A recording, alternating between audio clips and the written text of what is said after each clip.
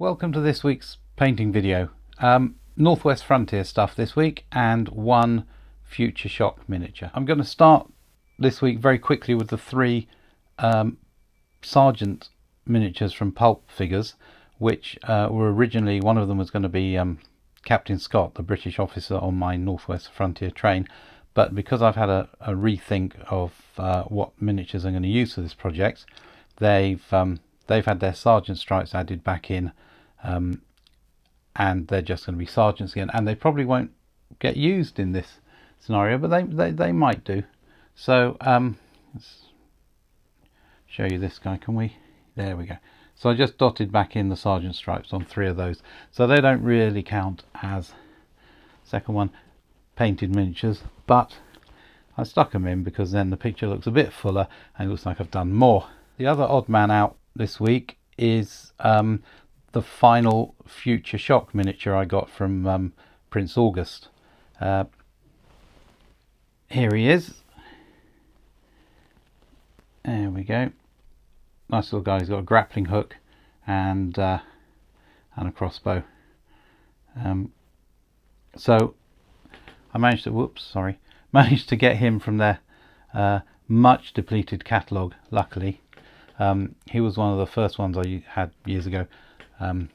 He's joined his friends now, and apart from another one of the autoloader models I ordered to get the postage to be sort of worth the effort, as far as I'm aware, that's it for that project now.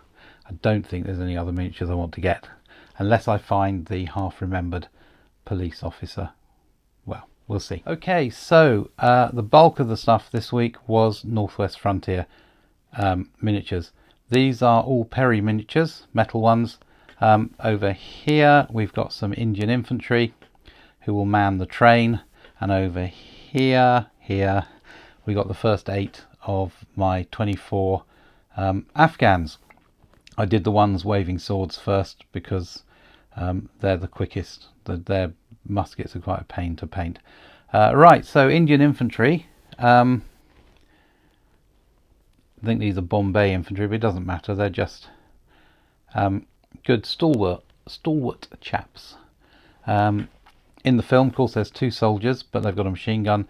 I don't want a machine gun. I can't get a machine gun with an infantry crew like this, so I'm having a pack of 6.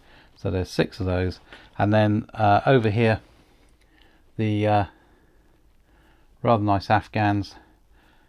Well, actually, no, I'm going to talk about those for a bit. Afghan warriors from Perry's. Bit of nostalgia moment for me.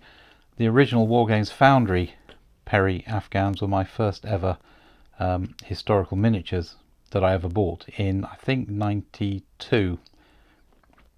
I saw an advert in the first issue of Wargames Illustrated I bought, and there they were, and I thought, oh, I must have them. They look great.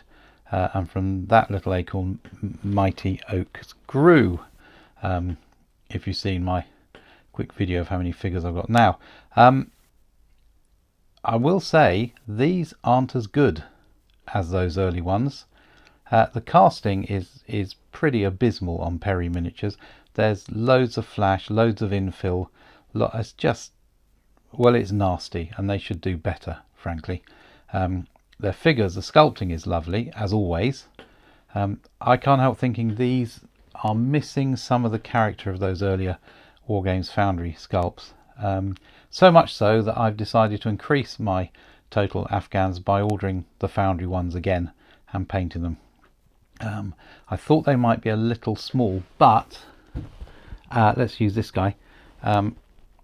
This chap here, I've added an original Foundry shield to him, which I had in the box, and it's actually very compatibly sized, so I don't think they'll be that much smaller. So I'm looking forward to getting them next month. They'll delay getting the scenery in the train for another month, but that's not a problem.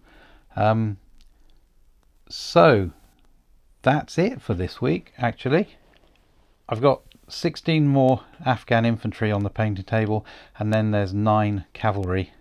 And I've ordered from North Star, because they do the artisan figures, I've ordered some Sikhs and some British officers, which you'll see very soon. But for this week, that is it. So as always, thanks for watching, and I'll see you next time.